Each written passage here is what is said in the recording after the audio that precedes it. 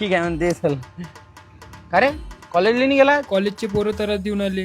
कोणते पोट्टे त्रास देऊन राहिले? बस बरं तू बस. का रे आले त्रास कोण देऊन राहिला तू? आमच्या गावातल्या पुरीले त्रास देते तो. माहिती नाही मी रोज बोलतो. बेटा तू काय मोठा नेता लागून गेला का याच्या त्याच्यावर लक्ष ठेवून राहिला? इथून मारत निघणार डायरेक्ट पोलीस स्टेशन मध्ये थांबीन. तुला माहित नाही माझे कॉन्टॅक्ट काय आहे? याच्या बाद त्याला त्रास नाही द्यायचा सांगून राहील तुले. हा बोल रे. अक्षयचा ऍक्सिडेंट झाला कधी? 11 वाजता. बरं बरं बरं आलोच मी दवाखान्यात. समजलं काय तुले?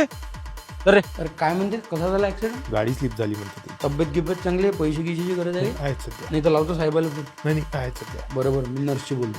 या. काय म्हणताय मॅडम कसा आहे आमचा पेशंट?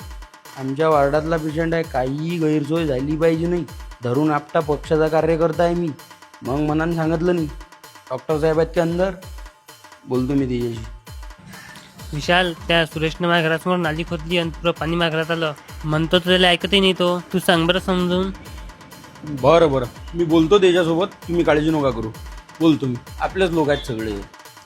राम राम सूरज भाऊ. राम राम. काय झालं रमेश भाऊचं मॅटर? पाणी चाललं म्हणे घरात. त्याला म्हटलं थोडे दिवस थांब, पाईप टाकतो तर भांडून राहिला तो. बरं बरं तुम्ही एक काम करा.